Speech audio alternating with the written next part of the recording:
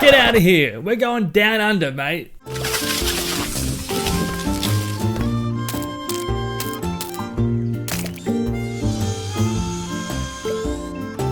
After I made this video, I had an Animal Crossing itch that I just could not satiate.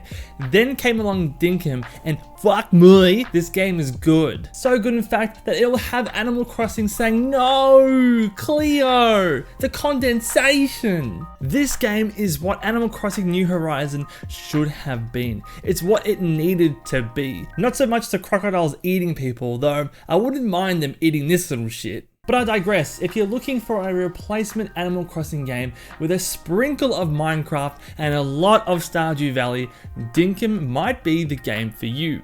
So this game starts off in a very similar way to Stardew Valley. You're over your existing life of being one large depresso in a cold and unforgiving world, and you're seeking a better life. You're offered a job in Australia, you take it, and you rock up to an island, and it's your job to start building out the town. If you've played Animal Crossing or Stardew or any other farming or life sim, you're gonna be right at home here. Now us Aussies are lazy as hell. We like things to be as simple as they can be. So what better way to start off this video than talking about the amazing quality of life changes that come with this game. When you start the game, you get a massive inventory right out the gate. Yes, this can also be further upgraded, but starting off players with this much inventory invites players to explore the world without limitations or having to be stuck in the menus deciding what to keep or to drop. It is, in essence, less time in the menus, more time playing the game.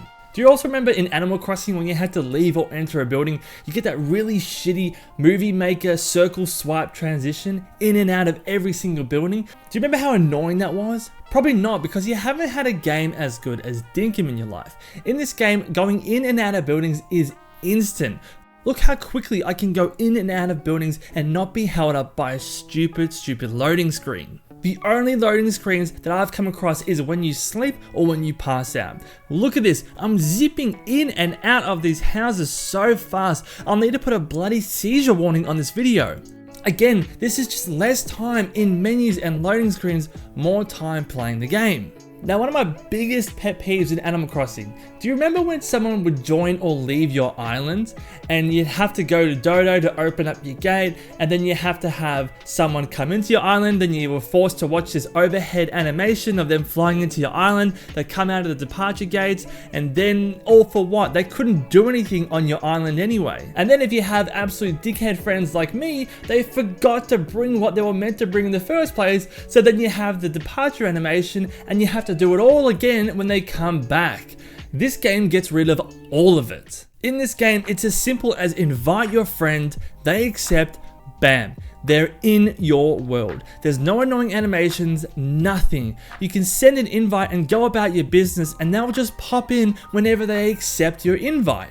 Here it is again, boys, say it with me. Less time in menus and loading screens, more time in the game. But what is the multiplayer experience like in this game? Is it like Animal Crossing where you can basically do nothing? Of course not. In this game, aside from moving buildings and selling your farm animals, the person who has come into your world can do the exact same thing in your world as they can do in theirs. It is a complete and fully realized multiplayer experience. And this multiplayer experience is so fun. I can steal their bike, or they can abandon me in the middle of the ocean when I go diving. It just opens up the game with very little restrictions, so you and your friends can have pure fun in the game. There's real room for collaboration between players when it comes to building out your towns or even tackling the mines.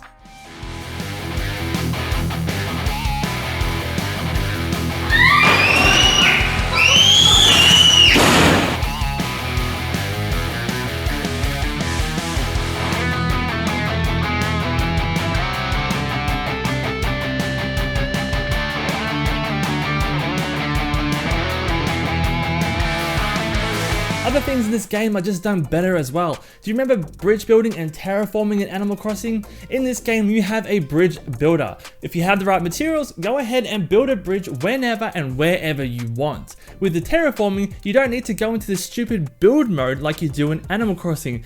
Just start building and terraforming when and where you want. Now, a little caveat with that is that you do need to have licenses to do this sort of stuff, but I will get into those in a second. But I could go on with these comparisons, but I think you get it. This game feels like it just gives control back to the players.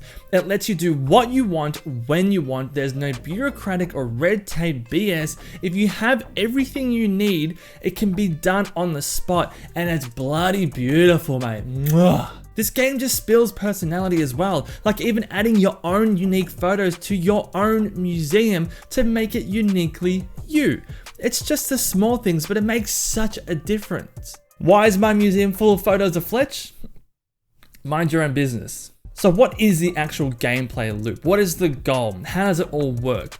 Well, the main center or crux of the game is basically based on these licenses. So what are they and how do they work? Well, like in Australia, in this game, you'll need a license for basically everything. Digging, fishing, mining, driving vehicles, scratching your bum, everything.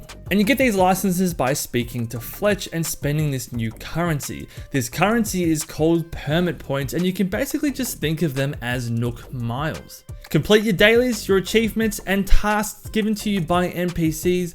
That's right, NPCs will actually give you things to do in this game, and they'll go ahead and give you this currency that can then be spent on licenses that open up many more gameplay mechanics. The more licenses you obtain, the more things open up to you and the more things you can do in the game. It's pretty simple. Now, I have come across some criticisms about this license mechanic. Some don't like it, but I for one really do. It gave me a really nice introduction into the game and a clear goal to work toward. By 3 hours in, I had a lot of them unlocked anyway, so there's not really too much of a grind to get them.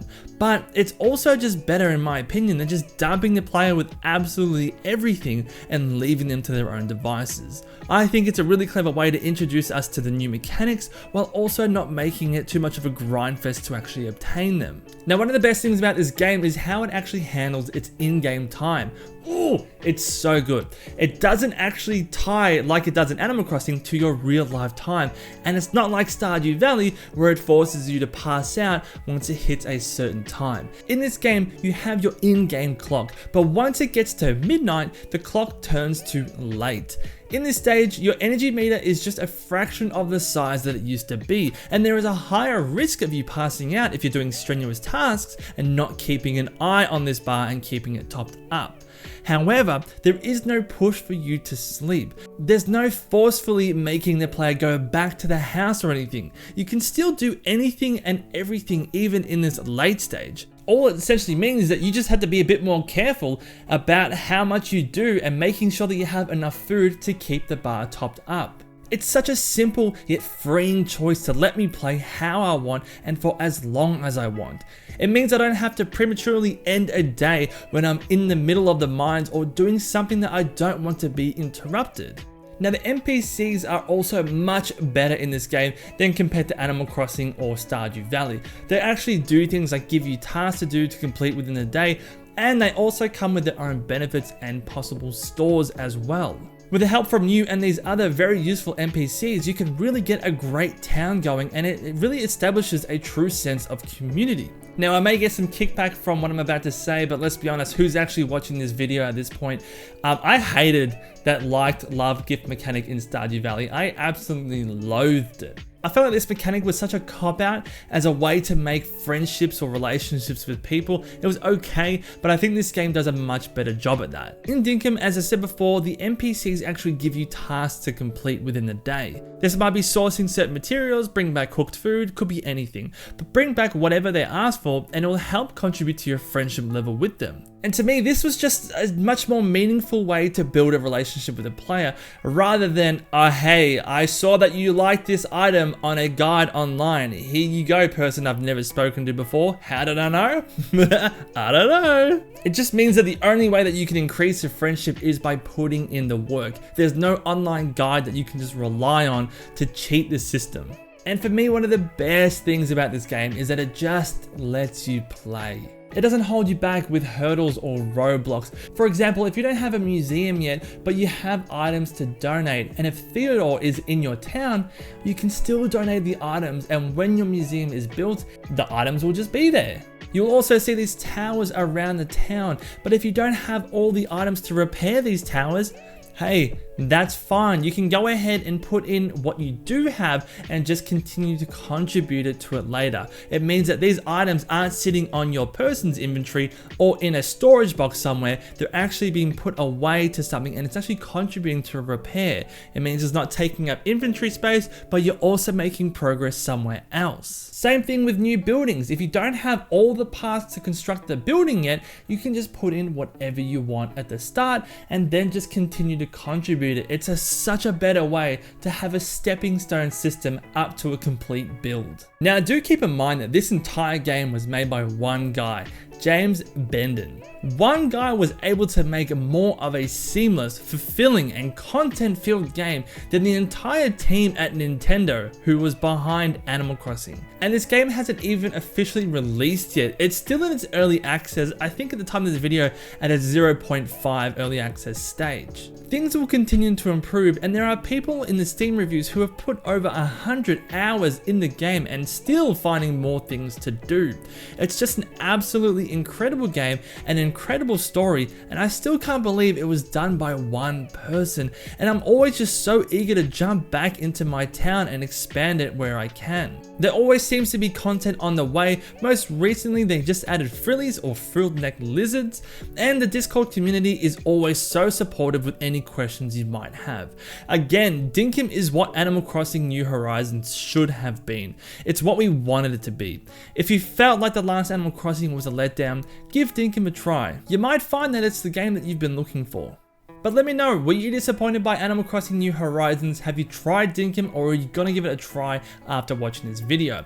I also want to thank the coffee supporters on screen now who have supported me and gone above and beyond. And hey, if you want to get access to these videos early, go ahead and click on that coffee link and become a supporter. Thank you again guys for watching. If you liked the video, please go ahead, leave it a like and sub to the channel, but I'll see you in the next one.